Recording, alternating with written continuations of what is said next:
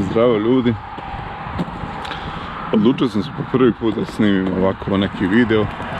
Čisto onako sa svojim hobijem kojim se bavim, jel, fotografisanjem, pa između ostalog ponajviše wildlife fotografija, to jest divlje životinje. I evo, po prvi put da se predstavi moje ime Mehdin Gogić za sve one koji me ne znaju.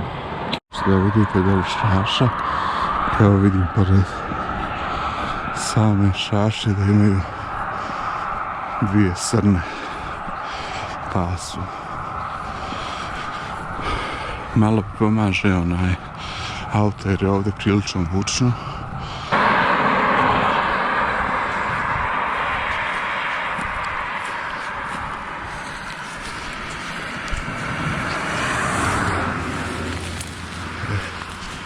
Evo nas šaše. Ovdje moram biti baš tih i neću ništa pričati. Evo, odlučim se po prvi put da ovako snimim video cijeli. I tamo da pogledam na GoPro gdje sam snimao, pokazuje mi grešku kad sad dobro ne radi. Tako da, evo, uzeo sam sad telefon, preko telefona i sve ovo što sam snimio, sad moram ponovno. S one gornje strane mi je auto. I to sam objasnila ovom snimku koji mi je mosto. Tako da sam nekih morao pola kilometra ili možda kilometar da pređem sa druge tamo strane kako ih ne bi prepao. Sad ću vam pokazati. Tu je iza ove šaše, tamo na drugoj strani. Tamo sam se smestio, imam šator i kameru.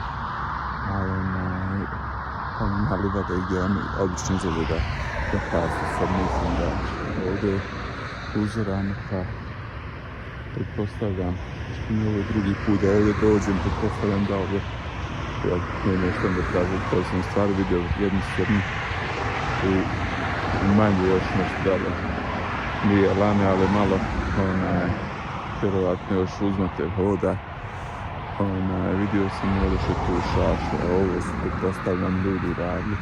Posijala u šašu baš od tog utočišta, da bi mogli da imaju tamo da vidi kazana i da trči. Primijeti, pa vjerovatno se plašim i ne, zasto je teško jer ne može se uočiti na kameru. Ali tako da ovdje baš bogato što se tiče te divljače. Jedno dole i na dnu ne može se vidjeti kameru, na dnu ima srne, ću reći te dvije srne mlađe. A sa ove strane sam uspio da snimim i da fotografišem. Po mojoj nekoj procent preko 20 komada jedinki ima, ili garla kako to oni kažu. Ja nisam lovac i ne razumijem se baš puno toliko, ali eto, volim divljač, volim da fotografišem, pa šta sam primijetio? Primijetio sam jednog starijeg srndača sa rogovima. Ovo ostalo puno srndača ima, ali koji su bez rogova, ali vidim da su srndači, znači da su vrlo je moguće s od ove godine. I preko 20 komada sam ih vidio. Jučer sam vidio tog sa rogovima, danas ga nisam primijetio.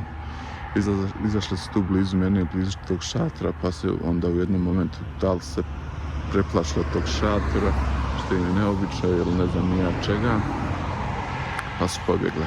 A dole ispod je bilo 15 komada koji sam ja mogao da snimim i vjerovatno ću objaviti u video. Evo, trenutno ovdje dole fazan i 4 srne. Evo, tu stoji. Znači, baš je mjesto bogato. Šta hoću da vam pokažem? Hoću da vam pokažem sada ovu drugu stranu, kud sam došao.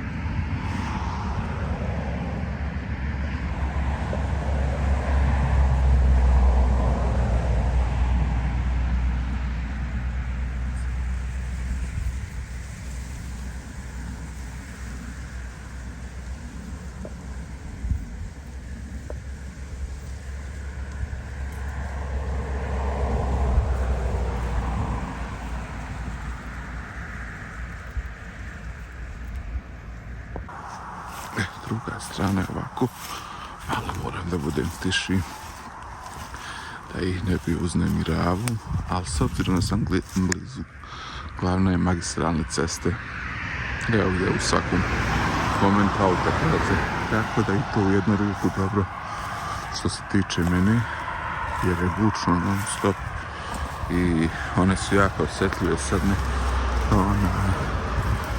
tako da je lakše mogu toj pupci da priđem. Evo sad ćemo da vidimo.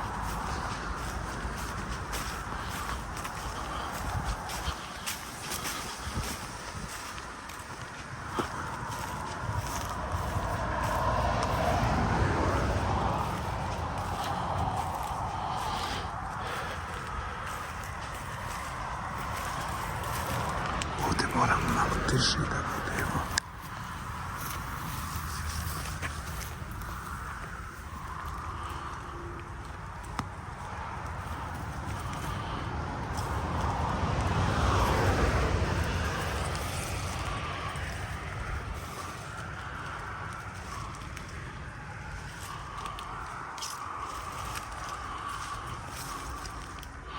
Trenutno nema ništa.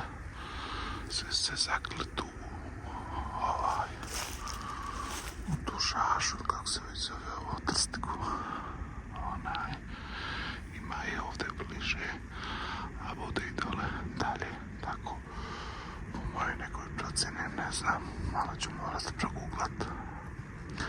Vrlo je moguće kao i kod lisica da ima svako svoj teritoriju. Kod lisica sam primijetio da, na primjer, na ovako jednoj parceli uvijek isti lisici idu u jedan dio parcele, drugi u drugi dio i tako su uvijek raspoređene. Pa pretpostavljam možda se tako i srne. Ali eto nema. Tu sam sa svojim stvarima.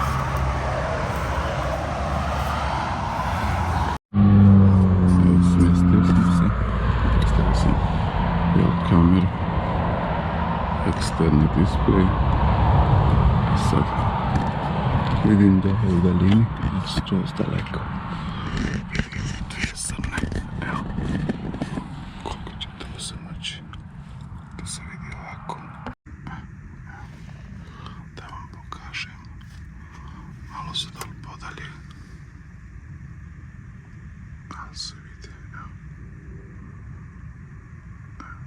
3, 4, 5.